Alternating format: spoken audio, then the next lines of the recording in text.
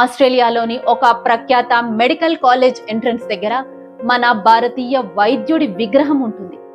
అదే ఆస్ట్రేలియా మెల్బోర్న్లోని Royal Australian College of Surgeon. ఇది మన భారతీయ వైద్యుడు సుశ్రుతిని విగ్రహం.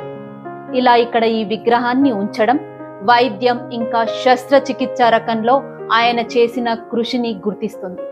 సుశ్రుతుడు ప్రపంచంలోనే మొట్టమొదటి డాక్యుమెంట్ చేయబడిన సర్జన్.